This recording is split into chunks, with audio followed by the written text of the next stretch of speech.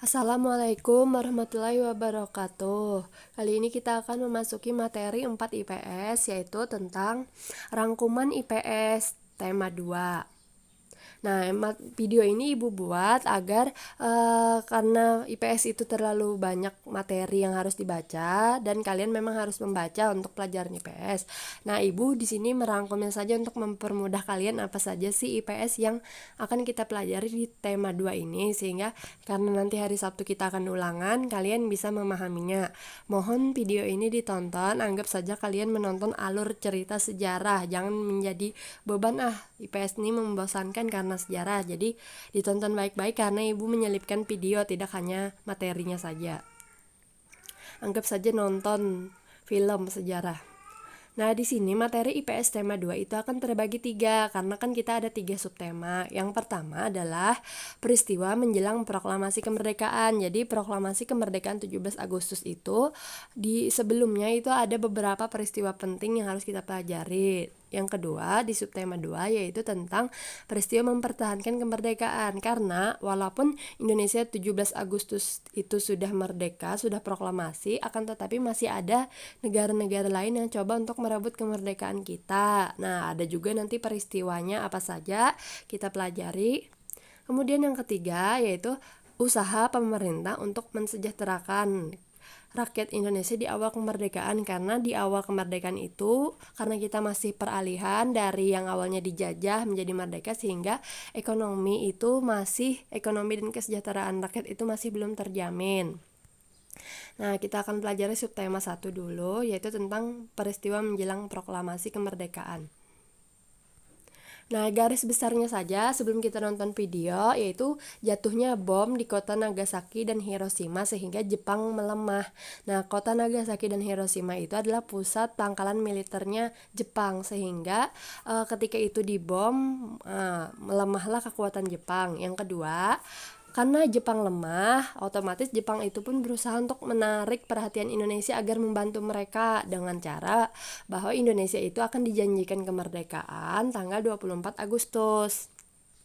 Kemudian setelah mendengar bahwa kemerdekaan itu akan diberikan oleh Jepang, akan tetapi para golongan muda, pada saat itu golongan muda ada golongan tua. Golongan muda itu menolak jika kemerdekaan Indonesia itu hanyalah berasal dari pemberian Jepang. Karena kan ya kayak istilahnya hadiah, berarti proklamasi kita tuh tidak terlalu berarti, sehingga terjadilah peristiwa Rengas Dengklok di mana golongan muda tadi menculik golongan tua. Golongan tua yang dimaksud di sini adalah Soekarno dan Muhammad Hatta. Jadi kedua tokoh penting ini diculik oleh para golongan muda agar tidak terpengaruh oleh Jepang, dan juga agar mempercepat kemerdekaan tidak pada tanggal 24 Agustus seperti yang dijanjikan Jepang tadi, sehingga terjadilah pembacaan naskah proklamasi. Halo, ketemu lagi bersama saya Gun Misbah Gunawan dalam pembelajaran sejarah. Hari ini kita akan membahas materi sekitar proklamasi kemerdekaan Indonesia. Yang pertama, peristiwa menyerahnya Jepang kepada sekutu. Amerika Serikat melakukan pengeboman terhadap kota Hiroshima pada 6 Agustus 1945 dan Nagasaki 9 Agustus 1945. 14 Agustus 1945, Jepang menyerah tanpa syarat kepada sekutu. Indonesia berada dalam keadaan vacuum of power atau kekosongan kekuasaan. Bung Karno dan Bung Hatta yang sedang berada di Dalat, Vietnam untuk memenuhi panggilan Jenderal Terauchi selaku Panglima Tentara Jepang di seluruh kawasan Asia Tenggara. Yang kedua, perbedaan perspektif antara golongan tua dan golongan muda sekitar proklamasi. Berita kekalahan Jepang terhadap sekutu diketahui oleh kalangan pemuda bangsa Indonesia di Bandung melalui berita siaran radio BBC, British Broadcasting Corporation, di London. Para pemuda menemui Bung Karno di Jalan Pegangsaan nomor 56 dan mendesak supaya proklamasi segera dilaksanakan. Para pemuda karena belum berhasil membujuk Bung Karno pada tanggal 15 Agustus 1945 pukul 20.00 kembali mengadakan rapat di Lembaga Bakteriologi di Jalan Pegangsaan Timur, sekarang Fakultas Kesehatan Masyarakat UI, dengan dipimpin oleh Khairul Saleh. Wikana dan Darwis menemui Bung Karno menyampaikan bahwa rapat telah menentukan kemerdekaan harus segera diproklamasikan. Yang ketiga, peristiwa Rengas Dengklok. Latar belakang peristiwa Rengas Dengklok karena adanya perbedaan pendapat antara golongan muda dengan golongan tua. Golongan muda menghendaki agar Soekarno-Hatta, yaitu golongan tua, segera memproklamasikan kemerdekaan Indonesia. Sedangkan golongan tua menunggu-nunggu berita resmi dari pemerintah pendudukan Jepang terlebih dahulu. Peristiwa penculikan yang dilakukan oleh sejumlah pemuda tanggal 16 Agustus 1945 pada pukul 04.30, Soekarno dan Muhammad Hatta dibawa atau lebih tepatnya diamankan ke Rengas Dengklok, Karawang. Ahmad Subarjo datang ke Rengas Dengklok dan berhasil meyakinkan para pemuda bahwa proklamasi akan diucapkan keesokan harinya pada tanggal 17 Agustus 1945 paling lambat pukul 12.00. Hal ini dapat dikabulkan dengan jaminan nyawa sebagai taruhannya. Sudanko Subeno, komandan kompi tentara peta di Rengas Dengklok, akhirnya bersedia melepaskan Soekarno Muhammad Hatta kembali lagi ke Jakarta. Yang keempat, proklamasi kemerdekaan Indonesia. Proses perumusan teks proklamasi diadakan di Rumah Laksamana Maeda. Penyusunan teks proklamasi dilakukan oleh Insinyur Soekarno, Muhammad Hatta, dan Ahmad Subarjo. Kalimat pertama adalah sumbangan pemikiran dari Ahmad Subarjo, yaitu kemauan bangsa Indonesia untuk merdeka dan menentukan nasib sendiri. Kalimat kedua adalah sumbangan pemikiran dari Muhammad Hatta, yaitu tentang pengalihan atau pemindahan kekuasaan. Atas usulan dari Soekarni, yang menandatangani adalah Ketua dan Wakil Ketua PPKI, yaitu Soekarno dan Muhammad Hatta. Oleh Soekarno, naskah asli lantas diberikan kepada Sayuti Melik untuk diketik. Antara naskah yang ditulis dengan yang diketik terdapat 3 perubahan. 1. Tempoh menjadi tempo. 2. Wakil-wakil bangsa Indonesia menjadi atas nama bangsa Indonesia. 3. Jakarta 170805 menjadi Jakarta hari 17 bulan 8 tahun 05. Ini adalah naskah tulisan teks proklamasi hasil dari tulisan tangan Soekarno. Ini adalah naskah teks proklamasi hasil ketikan dari Sayuti Melik. Yang berikutnya, pelaksanaan proklamasi. Pembacaan proklamasi dilakukan di Rumah Insinyur Soekarno, Jalan Pegangsaan Timur 56, Jakarta. Teks proklamasi dibacakan Insinyur Soekarno dan didampingi oleh Muhammad Hatta. Setelah dibacakan, teks proklamasi lantas dilanjutkan dengan pengibaran bendera merah putih yang dilakukan oleh 1. Sudanko Suhud, 2. Sudanco Latif Hendra Diningrat, 3. Trimurti. Makna kemerdekaan atau makna proklamasi kemerdekaan yang pertama yaitu sebagai puncak perjuangan bangsa Indonesia. Apa artinya? Bangsa Indonesia telah dijajah selama bertahun-tahun oleh negara-negara Eropa, sampai yang terakhir yaitu oleh negara Jepang. Penduduk dengan latar belakang yang berbeda ini bersatu untuk melawan penjajah. Nah, sehingga proklamasi kemerdekaan ini merupakan hasil dari perjuangan yang dilakukan oleh para pahlawan. Makna yang kedua yaitu pengakuan kepada dunia luar. Maksudnya apa, Kak? Maksudnya yaitu dengan membacakan teks proklamasi, Indonesia mengumumkan kepada dunia luar bahwa Indonesia adalah negara yang merdeka. Pengakuan ini diikuti oleh pengakuan dari negara-negara yang lain.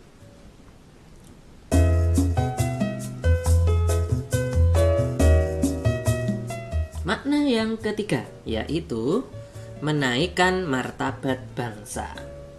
Pembacaan teks proklamasi kemerdekaan ini telah memberikan pesan kepada negara lain bahwa Indonesia adalah negara yang bebas dari penjajahan, negara yang memiliki martabat, dan juga negara yang mandiri. Kita lanjutkan yang keempat, yaitu sebagai perjuangan menjadi sebuah negara baru. Indonesia adalah negara yang dibangun oleh rakyat dan juga untuk rakyat. Oleh karenanya, negara Indonesia adalah negara mandiri yang tidak tergantung kepada negara lainnya. Dan yang terakhir yaitu sebagai tonggak sejarah negara Indonesia. Pembacaan teks proklamasi merupakan awal dari masa kemerdekaan Indonesia yang terbebas dari belenggu penjajahan. Kemudian di subtema 2 kita akan mempelajari peristiwa mempertahankan kemerdekaan. Nah, karena ada masih yang merebut, jadi kita berusaha untuk mempertahankan kemerdekaan kita. Caranya itu ada dua, yaitu dengan cara pertempuran atau berperang lagi dan juga cara perundingan. Nah, untuk cara pertempuran ini adalah peristiwanya yang akan kita pelajari, sedangkan untuk cara perundingan itu berarti dengan cara damai dan pembicaraan. Nah, ini adalah peristiwanya. Setelah proklamasi kemerdekaan Indonesia 17 Agustus 1945, seharusnya bangsa Indonesia telah merdeka dan terbebas dari segala bentuk penindasan serta penjajahan. Namun kenyataannya tidak demikian. Bangsa Indonesia masih perlu berjuang mempertahankan kemerdekaan Indonesia. Mengapa ya? Setelah proklamasi kemerdekaan Indonesia 17 Agustus 1945, bangsa Indonesia ternyata masih terus berjuang mempertahankan kemerdekaan Indonesia dari gangguan bangsa asing yang datang, seperti dari pemerintahan Belanda. Pasukan Belanda kembali datang ke tanah air. Kedatangan ini disambut dengan berbagai bentuk perlawanan oleh bangsa Indonesia. Sehingga sejak tahun 1945 sampai 1950 telah terjadi berbagai macam pertempuran di berbagai daerah antara pihak Indonesia dengan pihak Belanda yang dibantu oleh pasukan Inggris. Berikut ini adalah beberapa pertempuran yang dilakukan sebagai upaya mempertahankan kemerdekaan Indonesia. 1. Pertempuran Surabaya. 2. Pertempuran Medan Area. 3. Pertempuran Ambarawa. Dan yang keempat, peristiwa Bandung Lautan Api. Berikut ini penjelasannya. 1. Pertempuran Surabaya. Pertempuran Surabaya berlangsung pada tanggal 27 Oktober sampai 20 November 1945. Puncaknya pada tanggal 10 November 1945. Adapun penyebab pertempuran ini mencapai puncaknya karena Inggris mengeluarkan ultimatum pada tanggal 9 November 1945 yang meminta rakyat Surabaya menyerahkan senjatanya ke tempat-tempat yang telah ditentukan oleh Inggris dan menyerahkan diri dengan mengangkat senjata. Namun ultimatum tersebut ditolak oleh pihak Indonesia. Akhirnya pada tanggal 10 November 1945 terjadi pertempuran yang sangat dahsyat. Pasukan Inggris menggempur Surabaya dari darat, laut, dan udara. Peristiwa 10 November ini diperingati sebagai Hari Pahlawan. Yang kedua, pertempuran Medan Area. Sahabat, pertempuran Medan Area terjadi pada bulan April tahun 1946. Penyebab pertempuran ini karena tentara sekutu dan Belanda ingin mengambil alih kekuasaan atas kota Medan. Akhirnya, penduduk tidak terima dengan hal itu sehingga terjadilah perlawanan. Yang ketiga adalah pertempuran Ambarawa. Pertempuran Ambarawa terjadi tanggal 20 Oktober sampai 15 Desember 1945. Penyebab terjadinya pertempuran ini karena perlawanan pasukan Tentara Keamanan Rakyat terhadap upaya pasukan sekutu untuk menduduki Ambarawa dan sekitarnya dan mengembalikan kekuasaan Belanda di Indonesia melalui Nica. Untuk mengenang pertempuran Ambarawa, dibangunlah sebuah monumen bernama Monumen Palagan Ambarawa. Dan yang keempat adalah peristiwa Bandung Lautan Api. Peristiwa Bandung Lautan Api terjadi pada tanggal 23 Maret tahun 1946. Penyebabnya karena dikeluarkannya ultimatum oleh sekutu yang mengandung perintah untuk mengosongkan bagian utara kota Bandung dari rakyat Indonesia. Ultimatum tersebut mendorong tentara Republik Indonesia untuk melakukan operasi Bumi Hangus Bandung bagian selatan untuk mencegah tentara sekutu dan Nica menggunakan semua fasilitas sebagai markas mereka. Tahukah sahabat, upaya mempertahankan kemerdekaan Indonesia tidak hanya dilakukan melalui pertempuran, namun juga dilakukan melalui jalur diplomasi, perjanjian, dan perundingan seperti Perjanjian Linggarjati, Perjanjian Renville, Perjanjian Rumroyen, dan Konferensi Meja Bundar.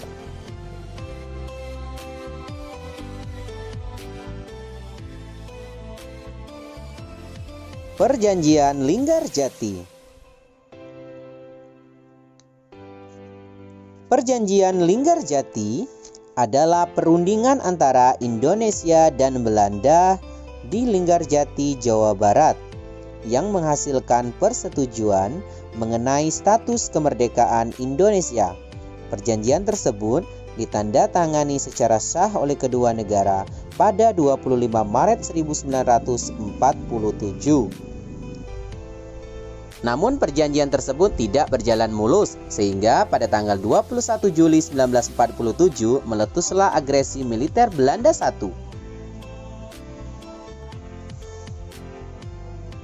Perjanjian Renville.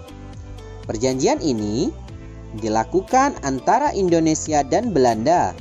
Perjanjian ini ditandatangani pada tanggal 17 Januari 1948 di atas kapal perang Amerika Serikat USS Renville yang berlabuh di pelabuhan Tanjung Priok, Jakarta. Perundingan dimulai pada tanggal 8 Desember 1947. Perundingan ini ditengahi oleh Komisi 3 negara, yaitu Amerika Serikat, Australia, dan Belgia. Delegasi Indonesia dipimpin oleh Amir Syarifuddin, sedangkan delegasi dari Belanda dipimpin oleh R. Abdul Qadir Widjoyo Atmojo.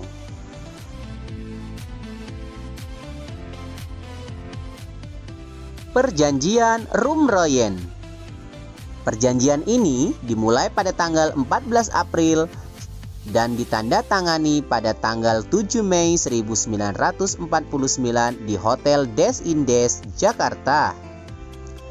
Nama perjanjian ini diambil dari kedua pemimpin delegasi, yaitu Muhammad Rum dan Herman van Royen. Tujuan perjanjian ini adalah untuk menyelesaikan beberapa masalah mengenai kemerdekaan Indonesia sebelum konferensi meja bundar di Den Haag.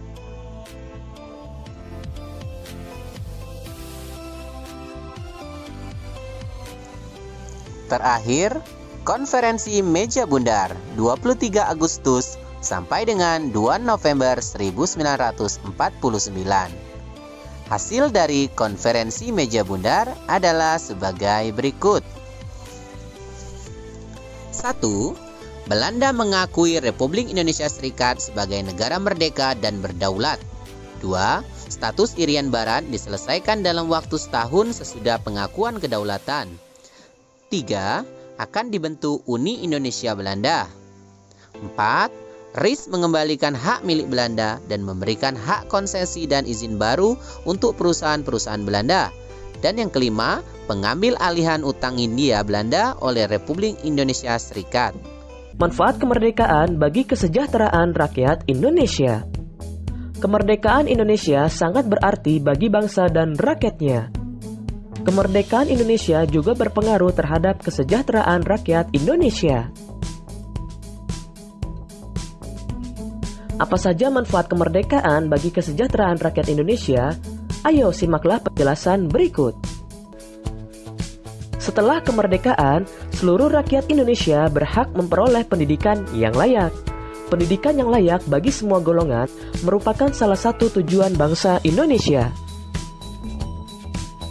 Setelah merdeka, perekonomian Indonesia berhasil dikuasai oleh negara. Pemerintah mulai memperbaiki perekonomian bangsa Indonesia.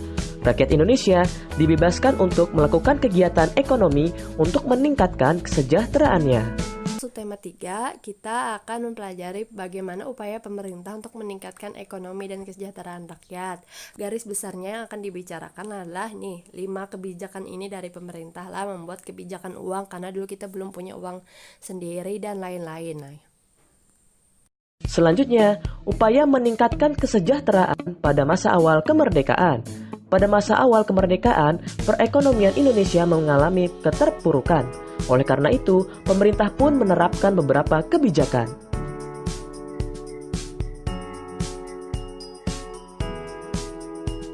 Berikut upaya-upaya yang dilakukan bangsa Indonesia. Pertama, kebijakan uang Republik Indonesia atau ORI. Pada 1 Oktober 1946, pemerintah mengeluarkan larangan menggunakan mata uang NICA dan digantikan dengan penggunaan ORI sebagai alat pembayaran yang resmi di Indonesia.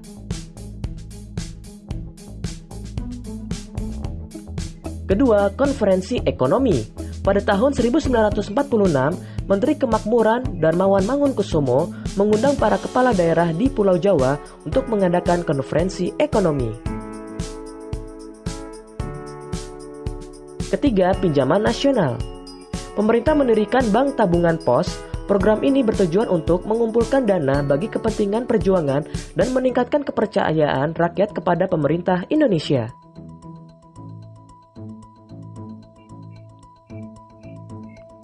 Keempat, Badan Perancang Ekonomi Planning Board. Pada tahun 1947, Menteri Kemakmuran AK Gani mengusulkan pembentukan Badan Perancang Ekonomi. Badan ini bertugas menyusun rencana pembangunan ekonomi Indonesia.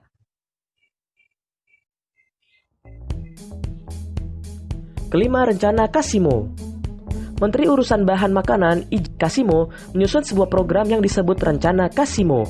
Tujuan program ini adalah untuk meningkatkan kesejahteraan rakyat dengan meningkatkan produksi pangan.